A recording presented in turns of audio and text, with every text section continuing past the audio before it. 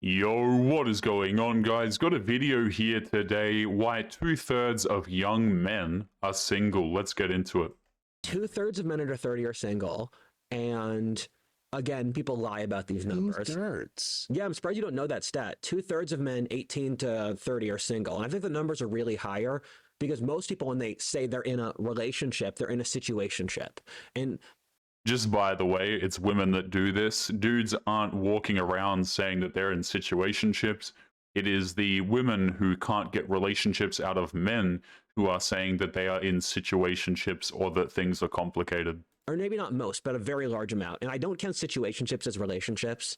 And I can see the pain in your face. Well, not to interrupt the train of thought, but the almost singular piece of advice I've been giving my son since he's graduated high school is, I don't care about any other part of what you decide to do with your life. Find a woman that shares your values and team up with it. That's very Italian. My father, growing up, said the only thing that matters in life is honor, Rudyard. I don't care if you're poor. I don't care if you're a failure. I care that you have honor. It is very Italian. You're right. It is very it is a very inherited, multi-generational Sicilian. I trust no one but the family. Yes. Have the family is everything perspective. When Uncle Tony from Palermo had all of his money stolen from the mafia, he could support on his wife, and then they moved out to Syria, and then they moved out to Messina, and it was all fine. But he trusted in his wife. Wait, is this a hypothetical? Are you actually have an Uncle Tony? No, I made all of this up. Okay. I'm just thinking of an Italian chain of logic. Yes. Okay. But all right, so keep going. So you got this 2/3 of your generation. I'm named Rudyard William Lynch. Where's the Italian in that name? I know, yeah. It's the Roman Empire, baby. We got around. Yeah. So, so a third of men under 30 are virgins. Again, I assume that's an undercount. And so this is a huge issue. And So this is the incel revolution, which is one exactly, of your videos. yeah. I mean, let's talk about who this is an issue for. Okay, a lot of guys are either done with dating or the average woman thinks that she's above them. So who is this really an issue for? Because I don't actually think it's so much of an issue for men, that men have either decided to leave dating or that they're being overlooked. I think this is more of a problem for the government and for women. I mean, how many videos do we see of women who are, hitting the age of 30, crying and complaining because men won't take them seriously? Right? We're going to see very harsh economic repercussions as well, as we've already seen. But, a lot of these positions that are otherwise filled by men are not only opting out of dating and getting shoved out of dating, but they're also opting out of joining these positions and these companies that don't care about them to make money, which is ultimately meaningless because they will never be able to afford a house or be able to provide for a family. Yes. And so let's say you work all the jobs and then you can't afford to have a family or you can't get laid. What's the point of working the job if there's not the reproductive payoff? So that's one. Second thing is you can't afford a house to support kids because that's through the roof. And keep in mind, young people spend 2/3 of their income on rent. Mm-hmm. And I mean, I did that when I got out of school. I worked in Viacom at New York City. I didn't make enough. I was just racking up credit card debt, and 2/3 of my income was the rent. That's exactly. Yes, that's also New York City, though. Like New York City. No, all of America is New York City. It seems. Exactly. Yes, but New York City is a peripheral. Like New York City is a horrible example. That might have been normal when you were in New York City, but now that's the whole country. And it also, rent is money that's not. It's not like economically reproductive. So there's certain. It's not an investment in exactly. an asset. Yes, and so. Yeah, so essentially what's happening is dudes are going out here, they are working jobs that don't care about them for money which is essentially burned because they don't see any benefits for it, right? You go out here, you spend all of your money on rent, that money's instantly gone, or you get out a mortgage which takes you like 30, 40 years to pay off if you do manage to pay it off at all. And so a lot of guys are thinking to themselves, why would I do this in the first place? It's not as if I can have a family with a modern Western woman. It's not as if I'm being rewarded for doing these things, for going out there and breaking my back for X amount of years. So what I'm going to do is I'm just going to say, no, thank you. I'm going to go do something else, whether that means I'm going to leave Western countries or it means that, hey, I'm just going to do the bare minimum to get by. And you know what? The bare minimum is a lot lower for men when they don't have to look after a woman and also a family as well. Their expenditures are severely cut when this happens. Oh, that's a second thing. So you have mating issue, you have rent issue. What's the heart of the mating issue? Very briefly, because I mean, Chris Williamson spends a lot of time on this kind of stuff. Yes. So the shortest answer I could give is I would say it's heavily an economics issue due to the structure of dating apps, where dating apps, and I'm friends with a lot of like dating content creators. This is something Homath has also said, that dating apps are the thing that killed it. Where you look at the chart of male virginity, it jumps from 8% when the iPhone was invented, and then it immediately went up to 27% over a 10-year period. You know what else is an issue? Social media in general. Guys, the amount of options that women have in general. Okay, this is why you have such an entitled attitude on most modern Western women these days, is because they have so many dudes who are in their DMs, gassing them up, giving them unwarranted attention, messaging them all the time. So they think that they are the best thing to walk the face of the earth. And so what happens is most women think that they're above most men. Why would I take a guy who earns, 50 grand a year when this guy who makes $200,000 and who has a sports car and who's tall and attractive, well, I saw him for a weekend one time. You see? And then what happens is most women become completely delusional in regards to what man can they actually lock down. Because we know this, guys. Women are terrible at, number one, choosing men, and number two, being able to lock them down. I've said this recently, guys, but women are out here, quite honestly, losing to pixels, right? Dudes would rather be out here playing video games than going and talking to a lot of these entitled women. And a lot of this comes down to the fact that women have a lot of options, quote unquote options, or they're receiving a lot of attention on social media that is entirely unwarranted. And that's due to the introduction of dating apps. And keep in mind, over 60% of relationships today are started online. For Gen Z, I'm going to guess it's higher. And This is like the harem effect. It's like Exactly. one high status male attracts all of the attention of the females, and the disparities there leave everybody else like, oh, what are you, under 6'2"? Forget it. And you know what? That's exactly right. Right? Now, I'm not saying you have to be 6'2" or anything like this, but this is what happens. Women essentially form harems. They chase the dudes at the very top. And the funniest part, I think women, go out there, knock yourselves out. You want to chase some high status dude who's out of your league? Not my problem. I don't particularly give a damn. I think it's funny. But what's even funnier to me is that women will go out and do this, and then they will complain about the situation that they have forced upon themselves. Right, and they'll try and label all men as the same. Oh, all men don't want commitment, they're just emotionally immature and things like this. And they start throwing around these sentences because the men that they want won't commit to them. Right, this is entirely women going out here, inflicting this upon themselves, and then crying and complaining about the situation when they become single. A lot of guys, they see this happening, and eventually they just sit there and they just kind of laugh at it. They think it's really damn funny. I mean, I think it's funny. There are so many videos now, guys, of women hitting 30 years of age crying because, they've screwed around, and now the time period to have children is closing for them. They're worried about getting married in time, and so on and so forth. I think it's very damn funny, to be honest with you. Like, oh, what are you, under 6'2"? Forget it. And I think I blame dating apps the most, because if you were to go back to like 2015, this is a much healthier ecosystem, and there was still feminism, there was still all these other things, and then the dating apps and the screens. And when people give dating advice, the most common dating advice is go to group events, go to community stuff. But if you look Oh, you mean those things where the exact same thing happens and the majority of men get completely ignored anyway? I mean, the same situation arises, guys. Women choose the dudes who are at the finish line. They choose the dudes who are highly attractive. They choose the dudes who have a whole bunch of money and things like this, which, by the way, a lot of this is genetically determined, right? We've all seen women's height level requirements and things like this. I've seen arguments that men also care about height recently. Oh, men want shorter women, women want taller guys. What's the problem? The difference is men aren't going to throw out a woman because she's a little bit too tall, You see what I'm saying? Women are very inclined to throw out dudes if they don't meet her requirements. Men have very little and very loose requirements. Women these days have the most stupid requirements ever. Now, they will tell you that it's low, right? They will say, oh, my standards are really low. But what they're talking about is they're talking about behaviors from men that they're attracted to, right? I just want the baseline level of respect. I just want a man to treat me nicely and buy me flowers, right? The bare minimum. But the thing that they don't tell you is that they want those behaviors from the men that they're chasing. These behaviors mean absolutely nothing when they come from an average guy. Look at what the average Zoomer does. The average Zoomer spends 8 hours a day on screens. I think even independent from work.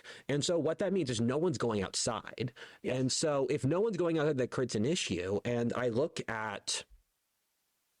It's the problem of, even from a parenting young kids perspective, if you want to send your kids outside, yeah, and no one's outside's super boring. Yeah. And so pretty quickly you're like, well, I put you in the backyard and you're there kicking dust around. And after 30 minutes, I kind of understand you don't want to stay outside because no one's outside. Outside's a parking lot.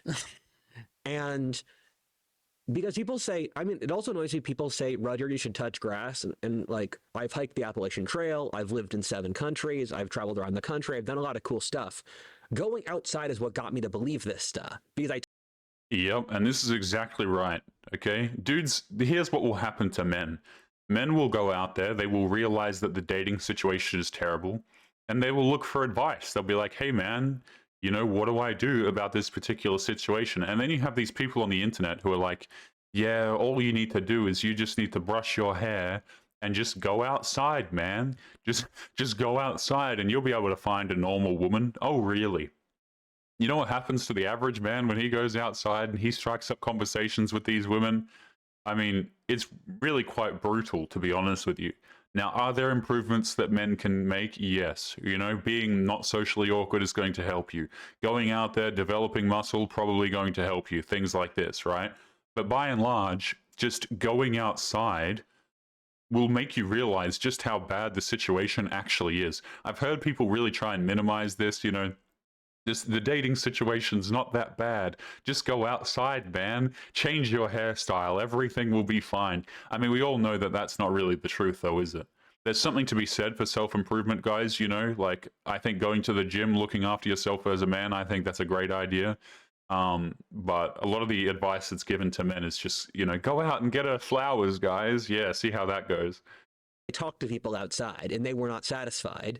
And outside, I was on the Tom Bilyeu podcast, and I was in West Hollywood, and I thought, I'm going to run a test. I'm going to walk around for an hour, and if there's a homeless guy in this wealthiest, I'm going to sightsee the homeless in West Hollywood, one of the wealthiest neighborhoods in the world, and there was this homeless guy doing PTSD shakes and screaming, I want to hurt someone. And I thought, there's no reason for this. This neighborhood's very wealthy. You could choose not to have this guy here, but it's a sign that's outside.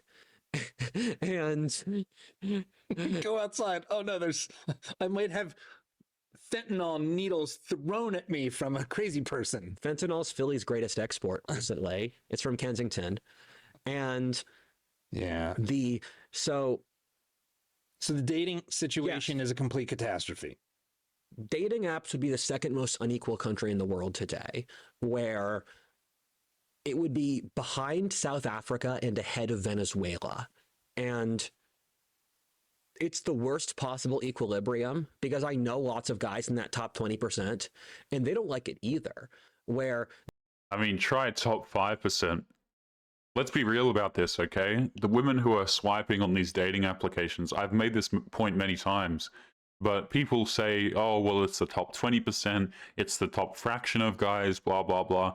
It is quite a small percentage. I would say the top 5% and lower, right? You look at the swiping habits of women. It's like, as you go up in points of attractiveness as a man, it exponentially grows, especially in the very, very last percentile of how attractive you are. That is to say, guys, if you are the top of the top, you get all of the women pretty much on these dating applications. If you're an attractive guy, okay, sure. But if you're a really attractive guy, you just get them all. And that's the way it goes, right? Everything goes to the very top, very small percentage of men. And I would encourage you guys, if you've ever seen women swipe on dating applications, it is an absolute joke. Hell, even like half the dudes that the women swipe on, which of course is a very small amount, they do it as some sort of a joke and they actually don't even really find that man interesting. You could have a woman and she'll swipe on 1,000 dudes, and the ones she's genuinely interested are like 5. The guys who are doing well on the dating apps, hedonism's overrated, I've consistently found. Like the guys in that 20%, they mostly don't actually like being there. Past a certain threshold of hedonism, they do actually want to get a girlfriend or get married or that stuff. But the apps don't sort for that kind of person. And so they sleep with these women as a way to get around not actually having a better alternative.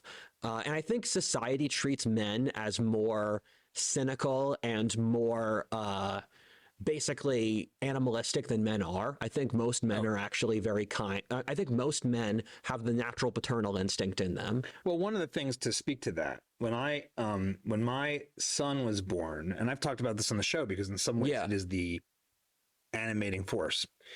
I was working at Spike TV. My wife, Lisa, we got engaged and the pregnancy happened right around that time. And so we were relatively young. Like, I'm under 50. My son is going to be 20. Would have been normal. Now I don't know anybody that's got kids that old at my age. It was so exciting to become a dad. Yeah. It has been the thing that has anchored my reality. I don't care about my political opinions. I don't ultimately care whether my work succeeds or fails. All of that's gravy because of my family and because of especially my son. And but the narrative, like, it's like there was a revolution for men that just didn't get acknowledged. Like my wife and I, and this is true of all of my peers. Yeah. We aren't like 1950s men. Like we were changing the diapers and getting up and wearing the backpack on the front thing that Baby Bjorn or whatever the hell that thing was called. Yeah. We were doing all that stuff. And yet the public cultural narrative is still like bumbling Al Bundy that doesn't carry his weight. Yeah. And like I did this whole ad campaign at Spike TV called True Dads. And it was like, hey, one of the ads was like, we know you, super mom, the work, the kids, but what about you, Dad? Where's your super title? Yeah, I mean, the way it goes is that the trope for men, especially nowadays, is that you're just completely incompetent. I mentioned this on a video that I recorded maybe 1-2 days ago, something like that, right? Which is I was playing a video game recently, and it was like, I absolutely loved the video games back in the day when I was younger. It was Ratchet and Clank, okay? And the protagonist has just been made into this completely soft dude who's a complete and utter doormat. And this is how men are represented in modern day media, right? We're either completely incompetent and we screw everything up, we're a complete doormat that commands no respect whatsoever, or we're a villain. And those are pretty much the 3 archetypes that you have as a dude in modern day medias. Now, are there some who are not quite like that? Sure, I'm sure you could find a couple. But realistically speaking, men are presented to be complete bumbling idiots these days. Okay, and I think that's a really bad disservice, particularly to young men. I think a lot of older guys, right, they'll see this crap and be like, that's stupid. Things back in my day were better. This is really dumb. They'll say it's stupid and then they'll kind of move on from it, right? But for the young guys, they internalize that stuff as well a lot more than the older men are inclined to. I think it's a very dangerous narrative that's being pushed these days, that men are just completely incompetent. The way that you're supposed to act is you're supposed to be a complete doormat, and so on and so forth. Let's keep going. Yes. And it's like we just literally never got one. It was like, do better, guys. Do better. It's like, we've been doing better. What are you talking? Who are you talking to? That's a good point, because it brings up the point I was going to make. There's no incentive to cooperate inside the system. And there it is. No incentive to cooperate inside of the system. Okay? And I have said this for quite a while, but even insofar as a lot of modern day relationships, guys, you can do everything correct as a man. You still get cheated on by a large amount, right? People like to pretend like infidelity isn't a huge issue, particularly women committing it. Women are out here cheating all the damn time. Those girls' trips to Miami, Okay, those girls' trips in general, posting those spicy photos on Instagram while you two are together, calling you insecure if you don't like any of these behaviors. I mean, nobody wants to talk about this, but you can give a girl absolutely everything and she'll still treat you horribly, divorce you for your resources, which is something we haven't even touched in this episode. I mean, and the list goes on. So you're talking about why someone would show up to work and not do a good job. And I can completely understand that because that was me in school. And if I had a job, I don't think I'd work hard at a job if I had a normal job now. I would be completely disaffected. And I work hard in my current job because I have a sense of investment in it. And also, it's my work. I'm responsible for it. I can do it how I want. I have agency. If you don't give men agency, men aren't going to work. Yeah, this is the other thing, right? Before we wrap up today's episode, is men are, we're having all of these things thrown at us, told that we should do. You have to do this, you have to do this. And it's like, there is no reward for men doing it. So, of course, they're just going to not participate anymore. They're not going to marry your women. They're not going to work your jobs. And they're completely going to opt out of the situation. Okay, I think this guy has a relatively good grasp on why 2/3 of young men are single. I think the economics of it, insofar as actual economics and also dating apps that he talked about, make a lot of sense. I would probably expand that also to issues such as divorce, family law courts, things like this, and also just social media in general. But yeah, of course, 2/3 of young dudes are single. Not a lot of incentive out there for them. But guys, we're going to be leaving today's episode there. Don't forget to leave your thoughts and your comments. Make sure you guys take care of yourselves, and I'll be seeing you all in the next one. Peace.